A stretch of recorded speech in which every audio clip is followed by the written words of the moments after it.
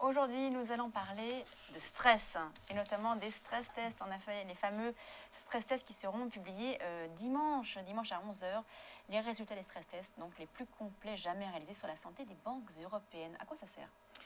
Alors, effectivement, Lucie, on va avoir les résultats de l'AQR. Qu'est-ce que c'est l'AQR? Encore un acronyme barbare de la finance. C'est la revue de la qualité des actifs des banques. Et c'est la Banque Centrale Européenne qui s'est chargée elle-même de soumettre 130 principales banques de la zone euro à une série de tests de résistance afin d'évaluer leur capacité à encaisser d'éventuels chocs économiques et financiers. Et donc, ces tests sont censés dresser le tableau le plus exhaustif, le plus fidèle possible de la santé des banques. Et le but, bien sûr, de la BCE, c'est de restaurer la confiance des investisseurs dans ces banques afin de favoriser la reprise du crédit et la reprise tout court de la croissance dans l'Europe des 18. Alors, ce n'est pas la première fois que ces stress tests sont effectués. En quoi ceux-ci vont être différents?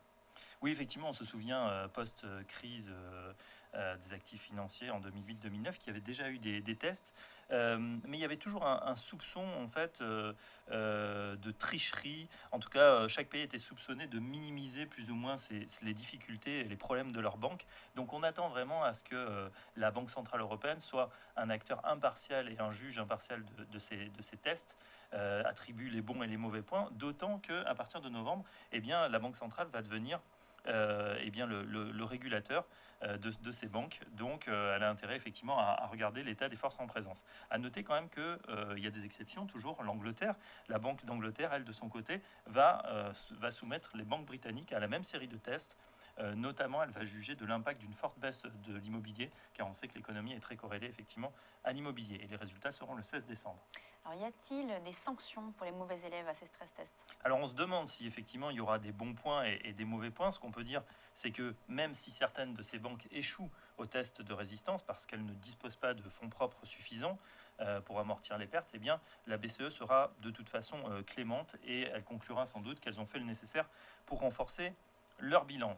Elles auront en plus, ces banques qui n'ont pas la moyenne, on va dire, elles auront 6 mois supplémentaires pour récolter des fonds. Et ces fonds propres, finalement, elles devraient les trouver assez facilement, puisqu'on sait que les guichets de la Banque Centrale Européenne en particulier sont largement ouverts. Donc finalement, il y a de quoi être assez tranquille sur cette série de tests. Alors, les marchés doivent-ils redouter ces résultats? Bah non, il ne faut pas s'attendre à un bain de sang. Lundi, ce ne sera pas l'apocalypse, même s'il y en a une ou deux. On peut imaginer des banques de la périphérie européenne qui sont en difficulté. Mais il n'y aura pas de surprise sur les grandes banques, on va dire systémiques européennes.